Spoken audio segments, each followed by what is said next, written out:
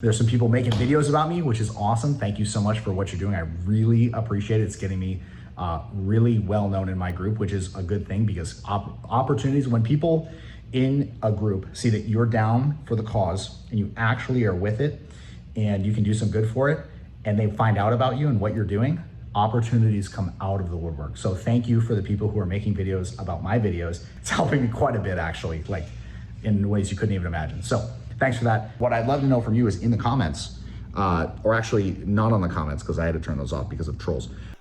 All right, everyone, you asked for more. The man, the myth, the legend. Grant Cardone's most enthusiastic Scientology recruit, YouTube's cringiest Scientology promoter, and Pasco County's most famous Scientologist, the one, the only, Tampa Brad. Oh, anyway, these aren't the only cute little references that he makes to me in his recent videos, and I am actually going to do a reaction to a specific one of his videos in this video.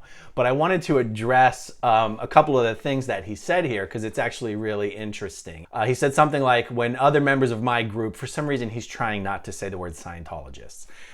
He said basically when other Scientologists find out, basically from your videos, that I am doing such a good job promoting Scientology on YouTube and that I'm so dedicated and basically that a big bad suppressive person like you would be criticizing me, that it basically gives him clout within his group. Well, here's the problem with that.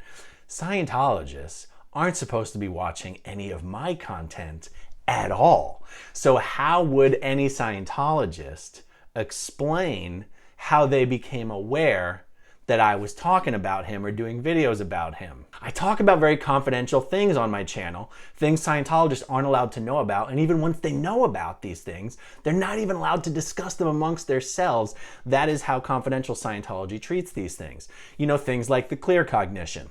This is the thing that somebody getting Scientology auditing is supposed to say, that is supposed to be evidence that they have achieved Scientology's state of clear. The word cognition in Scientology means a realization about life. And when you're in an auditing session, every auditing session is supposed to end with having some realization about life. The clear cognition is, I just realized that I've been mocking up my own reactive mind all along, and I'm not doing it anymore. The fact that that is the clear cognition is one of the most confidential pieces of information in Scientology. It's even more confidential than the famous Xenu story. The story that you've all heard in South Park, and you've heard it if you've seen the documentary Going Clear, you've heard it. If you've watched Scientology in the Aftermath, you've heard all about Xenu. The story about Xenu, Scientologists don't find out about Xenu until they get to the highly confidential level of OT3. And even when they do OT3, and they find out about Xenu, they're not supposed to know that OT4 is about the same thing. And when they do OT4, they're not supposed to know that OT5 is about the same thing. And when they're done OT5, they're not supposed to know that OT7 is just more of the same thing. It's all of these body thetans and thetan clusters. And here's the thing, Scientologists who haven't done OT3 yet, when they hear non-Scientologists talking about body thetans, they think everyone's confused and has a misunderstanding because they think, because in Scientology, they call a normal spirit a thetan. Like you or me or anyone who has a body and is alive, we are all, Scientology says we're all thetans. But Scientologists have never heard of body thetans or thetan clusters or Xenu, and they have no idea that OT 3, 4, 5, and 7 is all nothing but telepathically auditing these body thetans. They're called body thetans because they're thetans that are stuck to your body, but they can also be stuck to you as a thetan. I'm using Scientology speak, of course. So you're telepathically auditing these body thetans to get them off of you and to wake them up so they'll go and pick up a new baby body and grow up and be a good Scientologist and get into Scientology. And then on OT5, LRH introduces the concept of thetan clusters. So you have these thousands of thetans that don't even know they're thetans because they're all clustered together. And you have to break up the cluster, and then once they're broken up, then you can telepathically audit them individually as thetans. And anyway, I'm giving all of this information here in this video to serve as a perfect example of why Brad, or any other Scientologist Brad knows, is 100% forbidden from watching my content. So what he says is very interesting because it's very evident that he does know I'm doing videos about him. Fellow Scientologists know I'm doing videos about him. And anyway, I'm kind of arguing in a circle here, because on the one hand, I'm pointing out how forbidden it is for them to watch my videos. On the other hand, I know damn well they watch my videos anyway. So if they're gonna watch my videos, I might as well pack it full of as much confidential information as possible. Because I gotta tell you, when I was still in Scientology, if someone had presented the information to me from a reliable source in a reliable way that I actually believed, it would have actually had a really significant impact on me. The reason this kind of information doesn't have an impact on Scientologists is because when they do ask about it, hey, I heard about this Xenu stuff, is this true? The response they get from Scientology officials isn't, hey, listen, we don't talk about that. Hey, listen, you're not allowed, I'm not even allowed to answer your question. They don't just get a denial, they don't just get a reluctance to discuss it. They are actually outright told that is not true. That is false information.